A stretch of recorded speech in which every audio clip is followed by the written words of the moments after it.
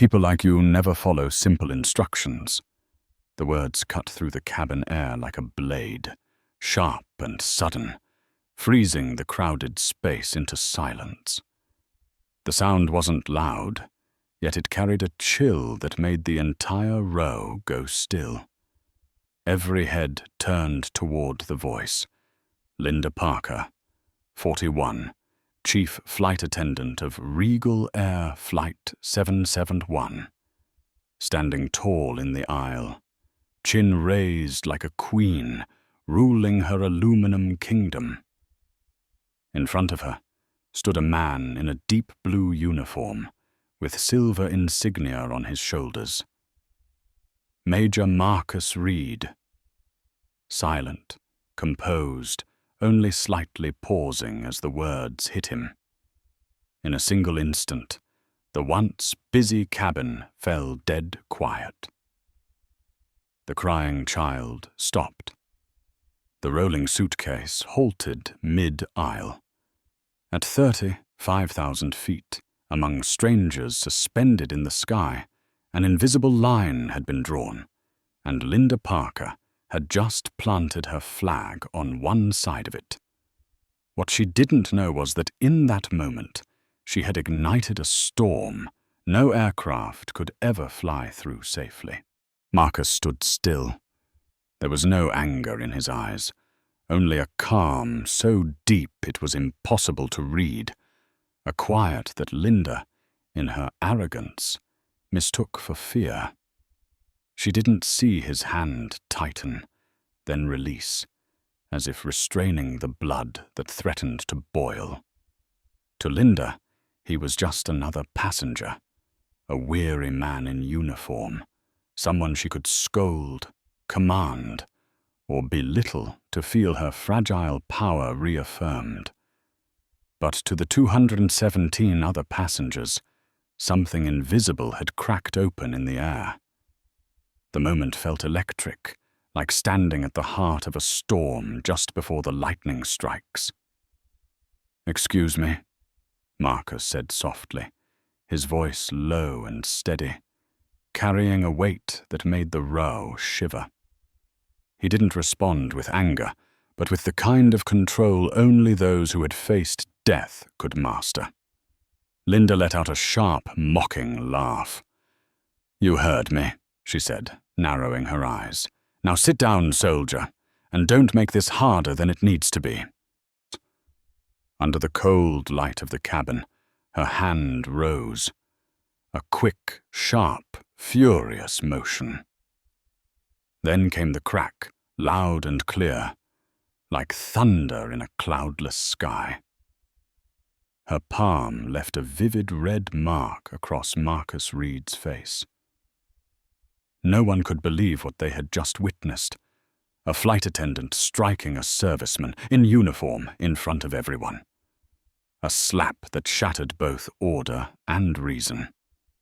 Marcus didn't move. He turned his head slowly, his eyes cold as steel, as if studying the woman before him. Inside, he could hear his own heartbeat. 3 beats, then 4. Part of him wanted to react, to make her pay. But the other part, the one forged by discipline and years of service, said one word. "Wait." Linda stood frozen, her hand trembling, her face flushed, her pulse wild. She thought she had won. She thought he would bow his head or be escorted off the plane. She didn't realize that the man she had just humiliated, the one she believed to be just another tired passenger, was the very person who had the authority to ensure this flight would never take off. And in just 5 minutes, Linda Parker's world would fall faster than any plane she had ever served on. When the slap landed, Major Marcus Reed didn't react, didn't retaliate, didn't utter a single word. Only his gaze, calm to the point of being chilling, made Linda Parker instinctively step back half a pace. In that moment, he didn't just see the face of a flight attendant trembling with anger.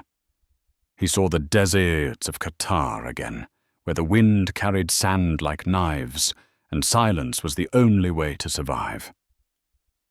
After 68 hours of travel, across 3 flights and 2 layovers, Marcus wanted nothing more than to return home to Seattle, where his 35-year-old wife, Eleanor, still texted him every morning. Jordan's team won today. He scored twice. His 10-year-old son still believed his father was a superhero, someone who could fly without wings. Marcus smiled as he read the message, then folded his phone away. It was the first real smile he'd managed in days. He had chosen seat 22B, not for comfort, but out of habit, in the middle of the crowd, least likely to be noticed. He wore a dark blue uniform, ironed to precision, each crease sharp. Hidden beneath the fabric of his left breast pocket was a small leather badge no one knew about, with 3 faintly engraved words: Federal Air Marshal. No one in the cabin realized that the man sitting quietly among them wasn't just a soldier. He was an air security operative, tasked with protecting the very people dozing peacefully around him from threats they didn't even want to believe existed. Marcus had flown hundreds of times, always in silence, always blending into the background, his eyes scanning every face, every movement, every piece of luggage. Not out of suspicion, but instinct, a reflex forged by discipline, memory, and invisible scars. He had been trained to read people in seconds, who was nervous, who was hiding something, who might pose a danger. But today, when his gaze settled on Linda Parker, what he saw wasn't danger. It was exhaustion. A woman at war with herself, clinging to authority through her voice, hiding cracks behind lipstick and a forced smile. He knew that type. He had seen it on the battlefield. People who'd lived too long in chaos and couldn't bear peace when it came. They needed to control something, anything, just to feel alive. Marcus inhaled deeply, taking in the familiar cabin air, the faint blend of plastic, metal, and human breath. He leaned back, eyes half closed, but his mind continued to sweep through the cabin. A businessman murmured into his phone. A child whimpered on and off in the back row. A young family struggled with a baby seat. Everything seemed normal, except for one thing: the energy radiating from the woman in the blue uniform walking the aisle. It was taut, sharp, and heavy, like a wire stretched to its breaking point. Linda spoke to passengers with a smile that didn't reach her eyes. Every word, every gesture carried strain. Whenever someone failed to comply immediately, her lips tightened. Her eyes flashed with irritation.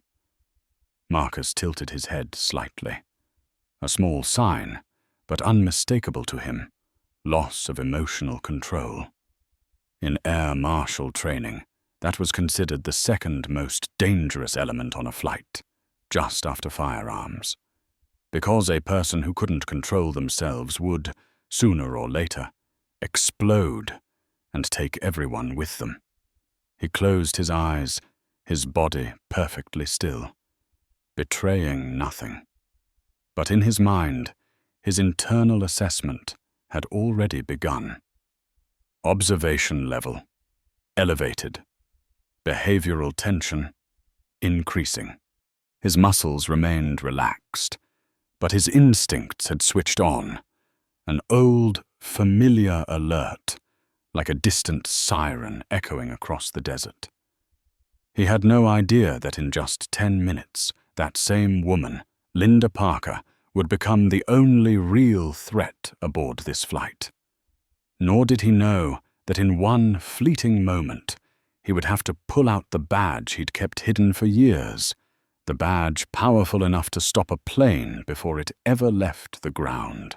That morning, Linda Parker looked into the mirror and barely recognized the woman staring back. Her eyes were ringed with sleepless shadows, the fine lines around her mouth hidden beneath a thin layer of makeup. She straightened her uniform collar, adjusted the blue scarf around her neck, then forced a smile, one that never reached her eyes. Inside her head, noise clashed and overlapped. The chime of a credit card overdue notice, the voice of her ex, husband's lawyer on the voicemail, and the ticking clock jumping to the 47th minute, 20 minutes later than planned. When she was young, Linda had thought being a flight attendant was a dream. Traveling the world, meeting accomplished people, carrying herself with elegance and authority. But after 15 years, she realized she was just drifting endlessly through the sky, with no place left to land in her own life. Everything was collapsing. Her marriage, her career, and worst of all, her self-respect. That morning, the email reading "promotion request denied for the 4th time" was the final straw. The person chosen instead was Sophie Ramos, a bright 25-year-old attendant who was always smiling, always knowing just how to make passengers adore her. Linda had smiled politely when she heard the news, but inside, a deep crack had begun to spread. When she entered the pre-flight briefing room, she sat silently at the end of the table. The crew leader said something about bad weather near Denver, and that there would be an in-flight performance review for Sophie. Linda didn't hear a word. In her mind, one thought repeated over and over. Her again. Always her. When the meeting ended, she put on her professional smile, though beneath the lipstick her teeth were clenched tight. Outside, the sky was dull and heavy, thick with clouds that promised a rough flight ahead. And perhaps not just for the weather. From the moment boarding began, Linda was stretched thin as wire. Passengers complained. Babies cried. The cabin door was delayed by 15 minutes, and luggage cluttered the aisles.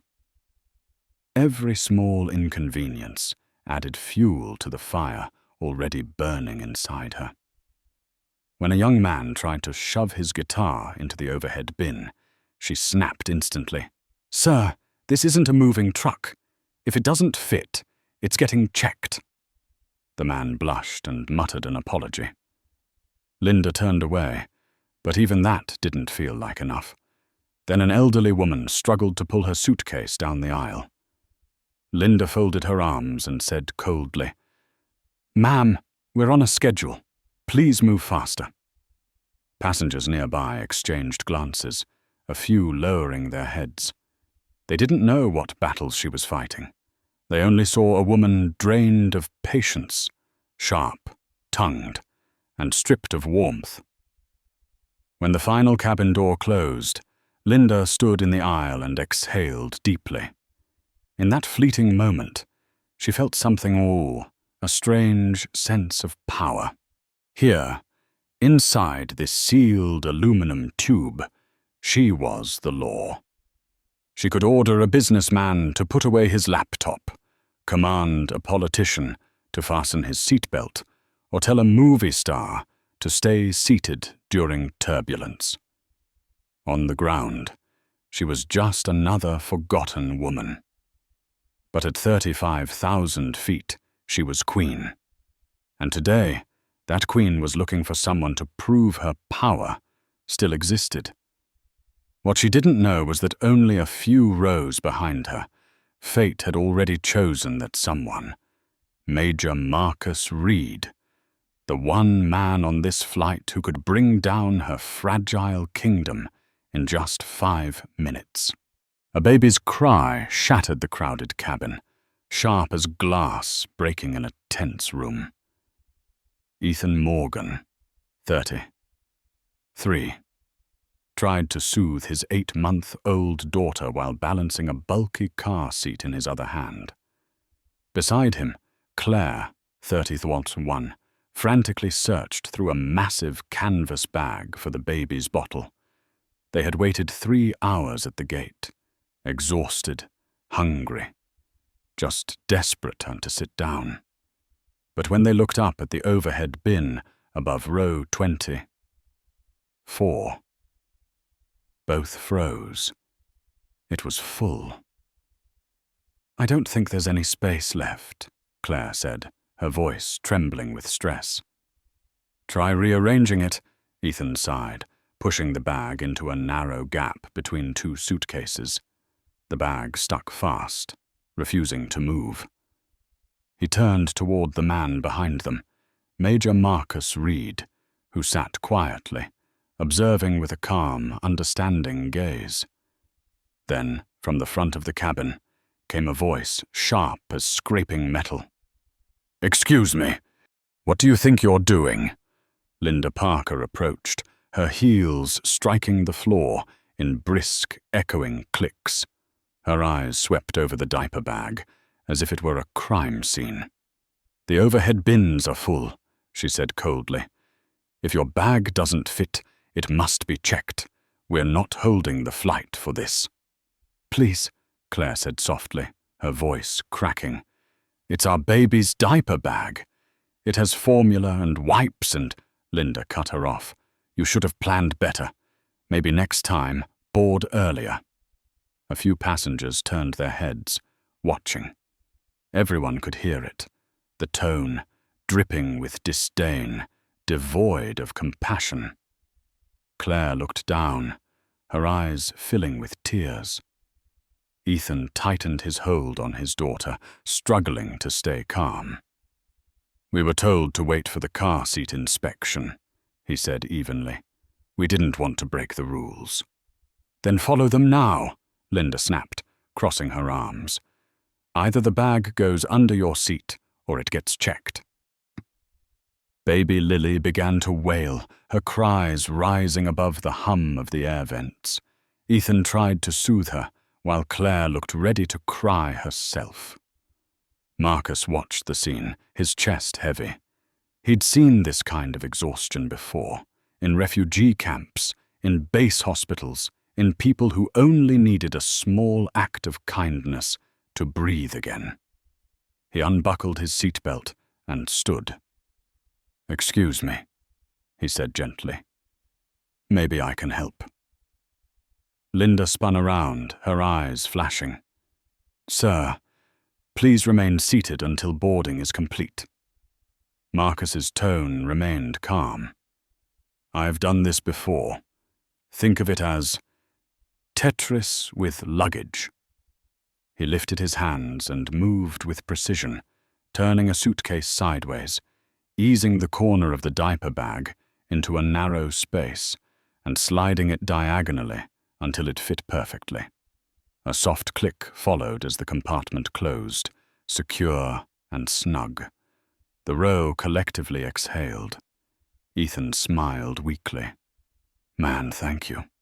You just saved us."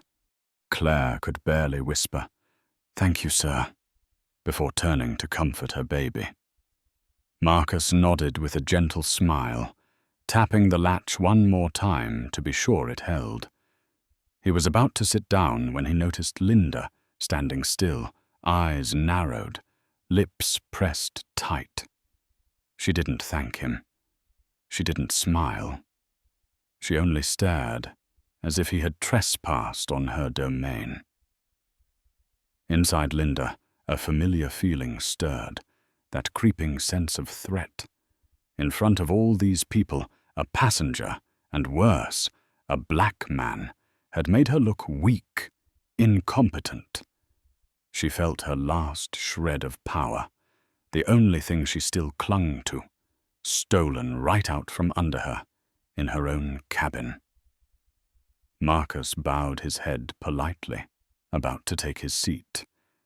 But Linda's cold glare froze the air around them.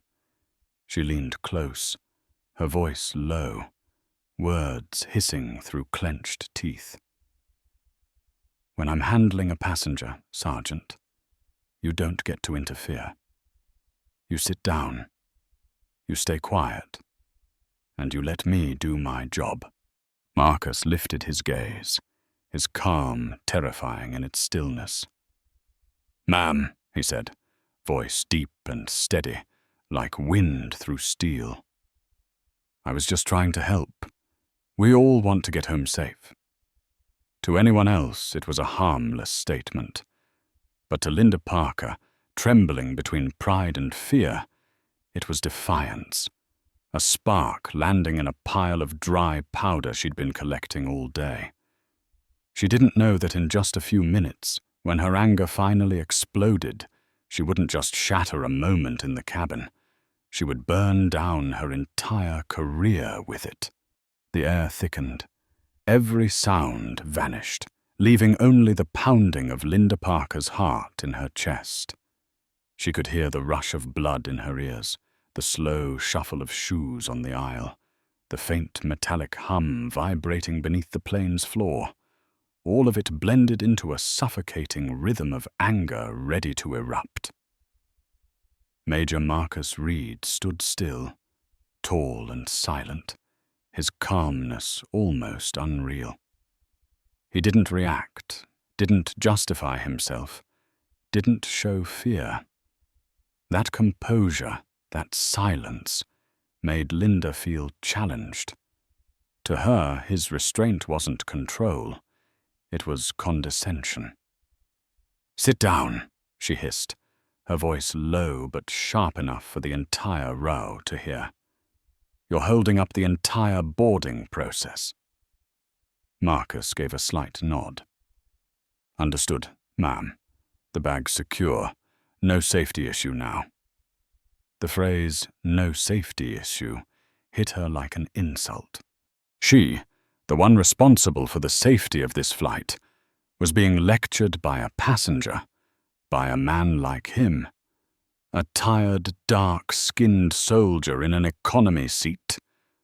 Her anger boiled up. "You don't get to decide what's safe on my aircraft," she snapped, each word cutting through the air. "When I give an instruction, it's to be followed immediately and without question. Are we clear?" The passengers around them froze. A few exchanged uneasy glances. Claire Morgan lowered her head and clutched her baby tighter. Ethan gripped his wife's hand. Arthur Lee, a lawyer sitting beside Marcus, narrowed his eyes and discreetly raised his phone to record. Marcus kept his voice calm. "Ma'am, I respect your job, but this situation's resolved. We can all continue boarding." Those words, gentle as a breeze, were the final spark.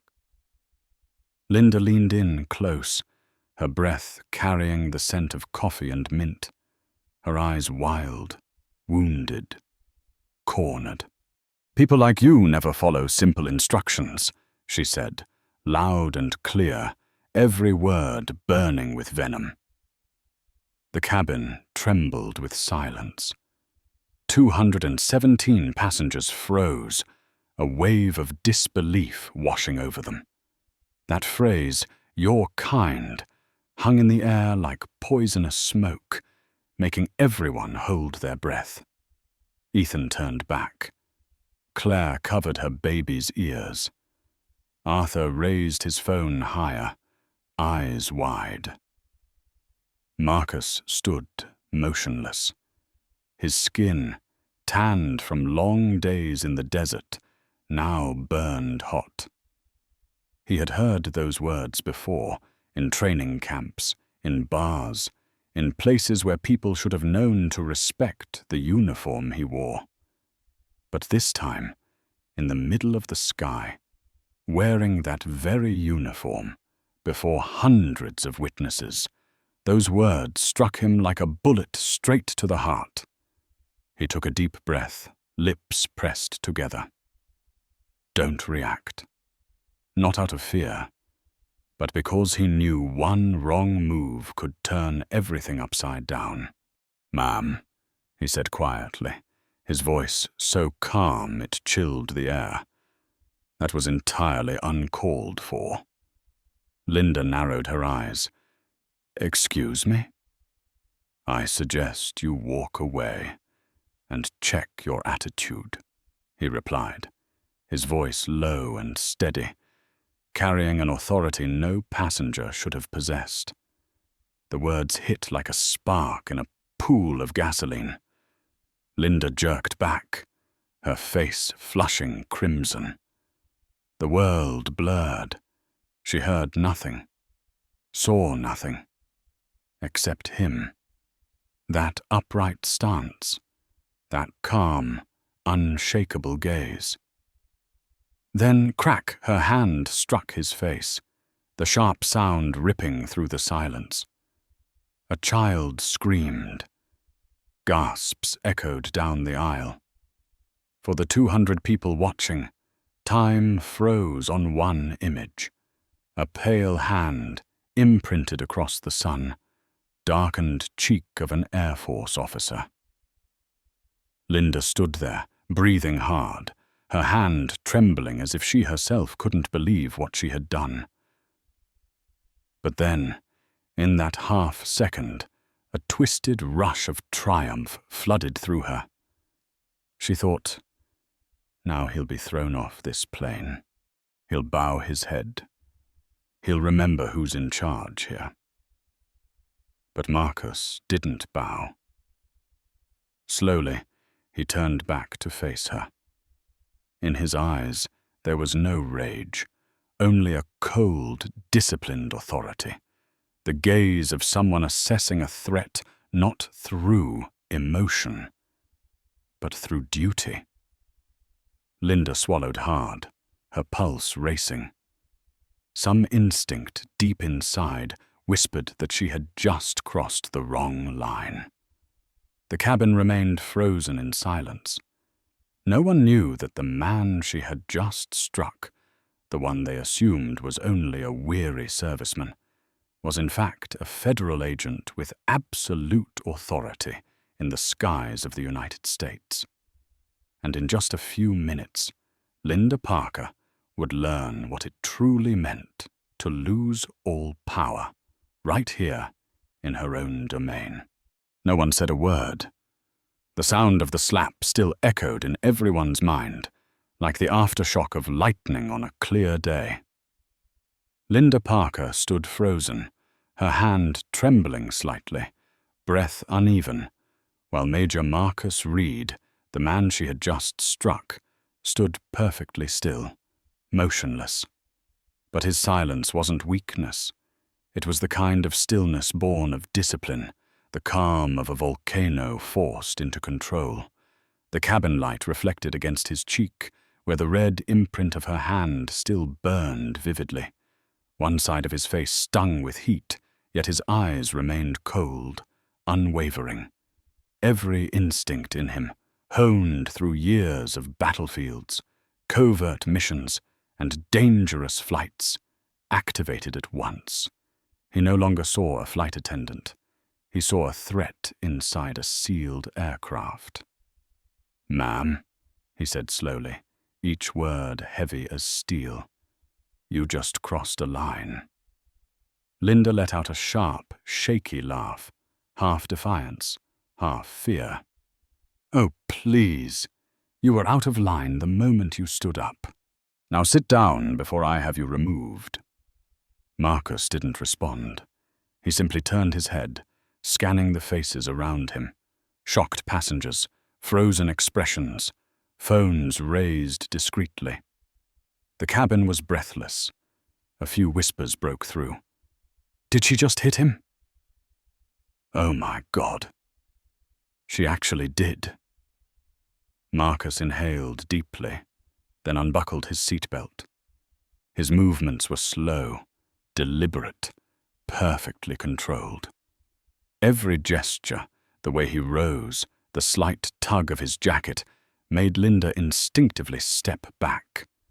His power didn't come from size or rank, but from a deadly kind of composure.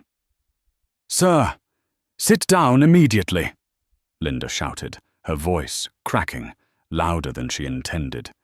But Marcus had already turned, his gaze no longer that of a passenger, but of a commander. His voice was low, steady, absolute. "Miss, I'm requesting immediate access to the cockpit. We have a developing security situation." The cabin erupted in whispers. Passengers exchanged bewildered looks. From the front, a young flight attendant, Sophie Ramos, hurried down the aisle, concern in her voice. "Rebecca," she called softly. "Is everything okay?" Linda snapped. "Stay out of this, Sophie!" Her voice trembled. For the first time, Sophie saw something she had never seen before in her superior's eyes. Fear. Marcus's eyes didn't leave Linda. "Please inform the captain I need to speak with him immediately." Linda scoffed. "You need to speak with the captain? Who do you think you are?" His reply was calm, precise, every syllable cutting like a blade. "Major Marcus Reed, Federal Air Marshal, United States Air Force." The air froze. Each word landed slow, heavy, undeniable.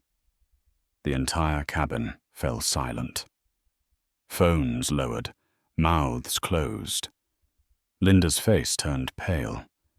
In her mind, a fragment from old training flashed, a line she had once ignored. If there's ever an air marshal on board, they outrank every crew member in a security situation. You obey without question. She swallowed hard. "You're bluffing," she whispered, her voice cracking. "There's no way." Marcus reached into his jacket pocket and pulled out a black leather wallet, opening it to reveal a silver badge glinting under the cabin lights. The words Department of Homeland Security, Federal Air Marshal Service shone clearly. Linda stumbled back, her heartbeat loud and erratic. The floor beneath her seemed to tilt. Her tiny kingdom was collapsing. He said nothing more, only nodded to Sophie. "Get the captain, now!" Sophie nodded quickly and nearly ran toward the cockpit. Passengers began whispering, cameras flashing, some even starting live streams. From the back, Ethan murmured, "He's an air marshal." Claire gripped his hand, trembling. "She hit a federal officer." Linda stood frozen, her eyes darting, breathing fast. Every insult, every word, every action of the past 10 minutes now replayed like a damning list of charges. When Sophie returned with First Officer Adam Price, the young pilot's face tightened as he took in the scene. A stunned flight attendant, a federal officer with a red mark on his cheek, and 200 passengers filming. Marcus met his eyes, his voice low and firm. "We have a crew member who is emotionally unstable, has assaulted a federal officer, and now poses a direct threat to flight safety." Adam swallowed hard. "Captain needs to hear this himself," he said quietly. "Then take me to him," Marcus replied. As he stepped forward, the cabin fell utterly silent, so still they could all hear the pounding of Linda's heart. She knew it then. Every ounce of power, every illusion of control she had built, had just vanished into thin air. The plane hadn't even left the ground, but Linda Parker's career had already fallen from the sky. The cockpit door closed behind them, shutting out the noise of the cabin. Inside, the soft glow from the control panel reflected off the face of Captain Richard Donovan, 50, 3 years old, his eyes seasoned by thousands of hours in the air, now fixed on the red mark glowing on Major Marcus Reed's cheek. "Good God," he murmured. "What in heaven's name happened back there?" Marcus stood at attention, his voice steady, each word crisp and deliberate. "Captain, my name is Major Marcus Reed, Federal Air Marshal, United States Air Force. I'm reporting an active security breach involving a member of your cabin crew." There was no anger in his tone, only discipline. He recounted everything, calmly, precisely, leaving nothing out. How Linda Parker had insulted passengers, used racial language, slapped him, and lost complete control while in uniform and representing the airline. The air in the cockpit grew heavy. First Officer Adam Price, younger and standing beside Marcus, stared down through the window toward the tarmac, trying to process what he had just heard. He knew exactly what it meant. This wasn't merely a crew member's misconduct. It was an assault on a federal officer in the line of duty. Captain Donovan leaned back in his seat, silent for several seconds. When he finally spoke, his voice dropped low, steady but weary. "You're saying she assaulted you, on duty, inside a federal aircraft?" "Yes, sir," Marcus replied firmly. "Unprovoked, and in front of 217 witnesses." The captain's jaw tightened. He took a deep breath, adjusting the brim of his cap. He had seen almost every kind of crisis in the air. Engine fires, violent passengers, sudden depressurization. But never this. A flight attendant attacking a Federal Air Marshal? At altitude, that would qualify as a Level 1 emergency. "Adam," he turned to his first officer, "what's the status in the cabin?" "Sir," Price replied, "the passengers know something serious happened. Many recorded the incident. Miss Parker is still in the main aisle. The younger attendant, Sophie, is trying to move her to the back galley." Donovan nodded slowly. "All right. Here's what we're going to do." He pressed the intercom. "Regal Operations, this is Flight 771 at Gate C42. We have a crew issue escalating to a federal matter. Request immediate ground security and law enforcement at the gate. Possible assault on a federal officer." Static crackled before the dispatcher's voice replied, "Copy that, Captain. Security and airport police are en route. Please confirm. Crew assault." "Affirmative," Donovan said, his gaze locked on Marcus. "Situation contained. Aircraft grounded." He set the radio down and turned to the air marshal. "Major Reed, as pilot in command, I'm formally deferring cabin security to you until law enforcement boards this aircraft. You have authority to take whatever measures are necessary." Marcus nodded. "Understood, Captain. My priority is to maintain passenger safety and ensure she's isolated." "Good," Donovan said. "Price, escort her to the aft galley. Make sure she stays there. I don't want her near the passengers again." "Roger that," Price replied, stepping out. When the cockpit door opened, the muffled sounds of murmurs and uneasy breathing from 217 people filled the air again. Linda was standing near row 21, her back pressed to a seat, her face pale as she saw Price approaching with Sophie beside him. "Ms. Parker," Price said firmly. "Captain's orders. Please follow me to the aft galley." Linda's eyes hardened. "On what grounds?" "On grounds of safety and federal directive," Price answered, his tone sharp. "You've been relieved of duty pending investigation." The cabin lights caught her face, makeup smudged, lips trembling, her hand clutching a wrinkled handkerchief like a final weapon. But under the stares of hundreds, there was nowhere left to hide.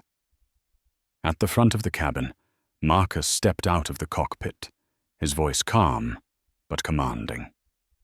"Ladies and gentlemen, please remain seated. We'll be returning to the gate due to a crew-related issue. Everything is under control." Every passenger turned to look at him, no longer seeing a tired traveler, but a leader standing steady in chaos. Linda swallowed hard, frozen in place. As the two pilots approached her, she whispered under her breath, "This can't be happening." But it was, and outside the window, the Atlanta sunset burned red like a warning flare. The plane had never even left the ground, yet Linda Parker's fate had already been sealed, waiting only to fall. The plane's wheels met the jet bridge with a soft clunk, followed by the hiss of the connector locking into place. Flight 771 had returned to the ground. But inside the cabin, no one moved. The air felt thick, as if everyone were holding the same uneasy breath. At the back of the aircraft, Linda Parker sat slumped against the galley wall, her hands clasped so tightly that her nails had pierced her palms, tiny spots of blood marking the skin. She stared at the stainless steel door in front of her, where her own reflection stared back, smudged makeup, mascara streaked down her cheeks, dry, cracked lips, and eyes filled with a fear she barely recognized. Every word she had said, every gesture, every sharp syllable of contempt echoed in her mind, weaving together into a merciless indictment. From the front of the plane, the captain's voice came over the intercom, deep, steady, and cold as a verdict. "Ladies and gentlemen, this is your captain speaking. Due to a crew-related security incident, we will be unable to depart. We're returning to the gate. Please remain seated with your seatbelts fastened." The moment the words "security incident" echoed through the cabin, a wave of murmurs broke out. Everyone knew that incident had a name: Linda Parker. She sat frozen, a chill of sweat trickling down her back. She could feel the eyes on her, even though no one said a word. Some passengers looked away, unwilling to meet her gaze, while others lifted their phones discreetly, recording, texting, posting updates to social media. "Flight attendant slapped passenger. Turns out he's a federal agent. Whole flight grounded. It's insane."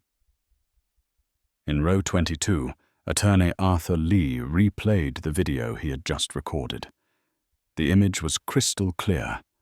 Linda's words, the slap, Marcus's composed response. He saved the file, uploading it to the cloud. The evidence was airtight. Marcus sat quietly, his gaze fixed on the window, where airport police vehicles now waited by the jet bridge. He felt no satisfaction, no anger, only the calm of someone who had long understood consequences. Beside him, Sophie Ramos leaned close and whispered, "Sir, the captain said law enforcement is on their way." Marcus nodded once. "Good. Let's keep things calm until they arrive." Then came the sound of footsteps, firm, heavy, deliberate. The cabin door opened. 3 figures entered, a Regal Air supervisor in a navy blazer, her name tag reading Diane Hernandez, and 2 airport security officers in black uniforms. Instantly, the cabin fell silent. The trio moved down the aisle, the overhead lights glinting off the silver badges on the officers' chests. As they reached row 20 teats 2, Marcus gave a subtle nod. No words were needed. His look alone said, "She's at the back." They continued forward. Linda heard the footsteps approaching, her heart beat pounding painfully in her chest. No, she thought. Not like this. Not in front of everyone. "Ms. Parker?" The supervisor's voice was calm but carried a weight that allowed no argument. Linda looked up. "Yes?" "Please stand. You'll need to come with us." I'm still on duty." "The passengers." "Your duties have been suspended," Diane interrupted, her voice cool and steady. "Effective immediately." The two officers stood beside her. One extended a hand, not to hold hers, but as a silent order. Linda rose slowly, her legs numb. She tried to breathe, to compose herself, but tears were already pooling in her eyes. Each step she took echoed down the aisle. Click, click, click. Slow and steady, heavy as if dragging invisible chains. The passengers watched in silence. A woman whispered, "She hit him. I saw it." The man beside her replied softly, "He's an air marshal." The entire world seemed to narrow into one small corridor between two rows of seats. Ahead, Marcus stood tall near the front of the plane, his posture straight, his expression calm, not mocking, not vengeful, but steady and resolute, the look of a man simply doing his duty. That calm made Linda feel smaller than she ever had before. As she walked past him, a single pair of hands began to clap, then another, and another. The sound spread, uneven, hesitant, but unstoppable. It wasn't applause for joy. It was release, a collective exhale from those who had held their breath too long. Linda Parker lowered her head, tears slipping down her cheeks, her hands gripping the strap of her purse. Each step forward cut deeper into the fragile pride she once mistook for power. The cabin door shut behind her with a dull thud. In that instant, Linda realized the applause outside wasn't for justice, not for her, not even for Marcus Reed. It was a farewell to the career she had once built her entire identity around. Outside the window, the Atlanta sunset burned a deep crimson, fire bleeding across the horizon. A chapter had closed, and for Linda Parker, there would be no more flights from here. 3 weeks later, on an autumn morning in Seattle, a light rain draped the gray streets like a thin veil. In a small apartment overlooking the harbor, Major Marcus Reed sat at a wooden table, a cup of coffee cooling slowly between his hands. The soft morning light reflected off a framed medal on the wall, the Medal of Professional Valor, awarded for composure and dignity in a high-tension aviation security situation. But Marcus wasn't looking at it. His gaze was on the window, where his wife Eleanor was watering the small pots of flowers along the balcony. She still had the habit of smiling whenever she saw him sitting there, quiet, as if listening to the echoes of a past that had not yet faded. Eleanor stepped inside and placed a gentle hand on his shoulder. "It's over now, Marcus." He nodded slowly. "For them, maybe. But not for her." Since the day the flight made headlines, Linda Parker's name had disappeared within 48 hours. The airline had terminated her. The media moved on to the next story, and the world kept turning. But for Marcus, the story hadn't ended at the airport. He remembered standing in the interrogation room that day, surrounded by agents, executives, and airline representatives. They had asked him to sign the official report and whether he wanted to press charges. Marcus had glanced down at the faint redder mark still visible on his cheek and answered simply, "No charges. Let her go." The room fell silent. Someone asked, "Why, Major?" Marcus replied, "Because if I wanted punishment, I would have raised my hand on that plane. I didn't. That's not what strength is." He said nothing more, but deep down, he knew that justice was not always about retribution. Sometimes the greatest strength lies in breaking the cycle of hate. Afterward, he received hundreds of messages and letters from strangers, veterans, flight attendants, passengers, people who had been humiliated but couldn't fight back. "You showed us dignity," one wrote. "You made silence look powerful." Marcus read each line carefully, then closed his laptop. He didn't see himself as a hero. He simply saw a man who had done what needed to be done, to control, not to retaliate. A week later, Regal Air held a public press conference. The CEO bowed her head before cameras, offering a formal apology. The video went viral, drawing millions of views. But Marcus never watched it. The only message he received came from a familiar voice, Sophie Ramos, the young flight attendant. "Sir," she said, her voice trembling, "I just wanted to say thank you. You changed how I see this job. You made me believe respect still matters." Marcus smiled softly, his tone warm and steady. "Then make sure you never forget that. Every flight, every passenger, you carry that belief." After hanging up, his eyes lingered on a photo sitting on the table, him in uniform, standing beside Elena and their son, Jordan. Both were smiling, their joy so bright it made every scar seem smaller. Jordan had asked him once, during the ceremony where he was honored, "Dad, how did you stay calm when she hit you?" Marcus had crouched down, ruffled his son's hair, and replied simply, "Because real strength isn't about fighting back, son. It's about knowing when not to." Outside, the Seattle sky continued to drizzle, the wind whispering softly through the window frame, carrying with it the scent of salt from the bay and the first chill of the season. Marcus closed his eyes and took a deep, quiet breath. No smell of jet fuel, no roar of engines, no alarms. Only peace, true and unbroken. His story didn't end with victory, but with the silence of dignity.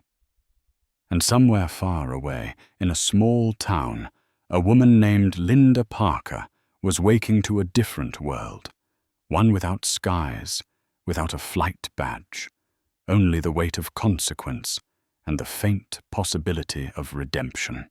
What she didn't yet know was that fate still owed her one final meeting.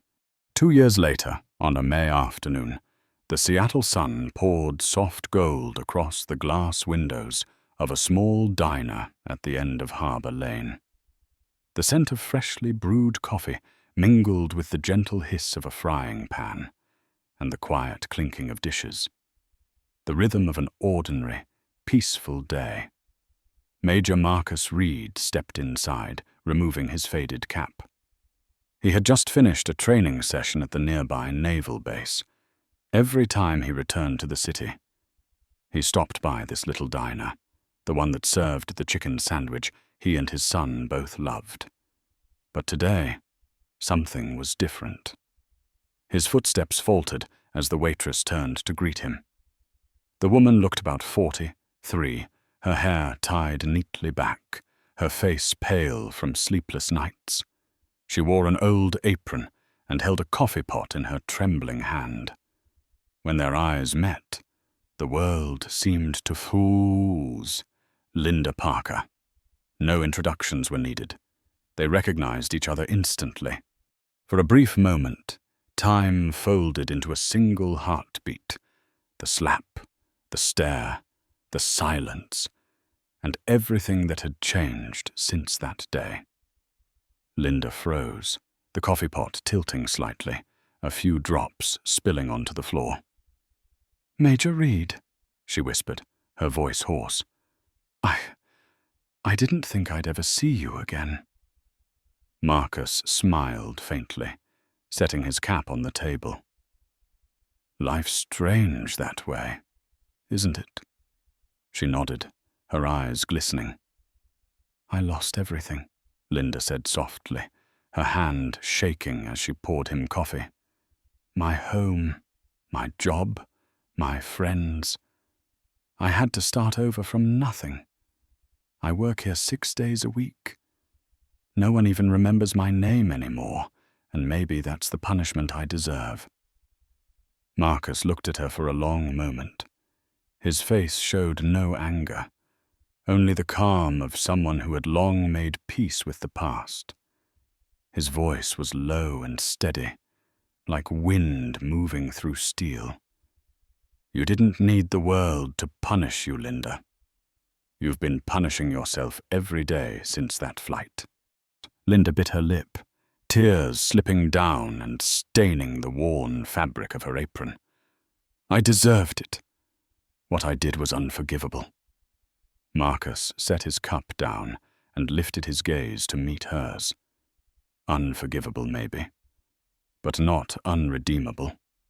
She froze, the words catching in her chest. "Do you ever think about that day?" she asked. "About me?"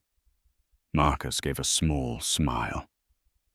"Not as often as you think, but when I do, I remember it as the day I learned that silence can protect more people than anger ever could."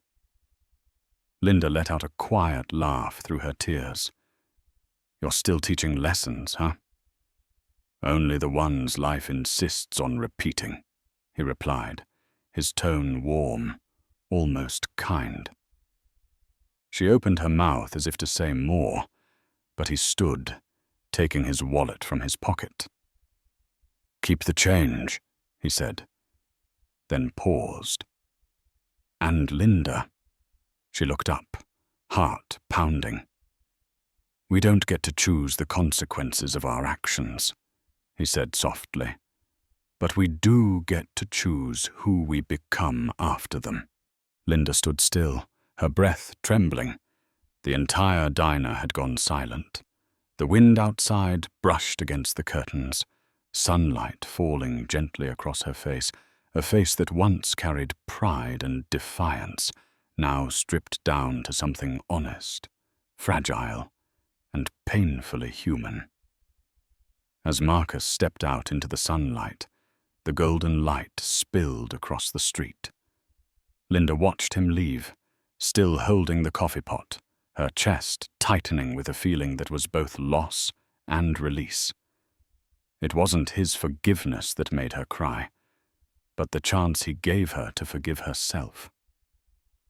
Outside, Marcus put his cap back on and walked slowly down the tree-lined street. He glanced up at the sky, the same sky that, 2 years earlier, had witnessed a storm of arrogance and prejudice. Now it was calm, clear, cloudless. And he understood justice doesn't always land with sirens or verdicts.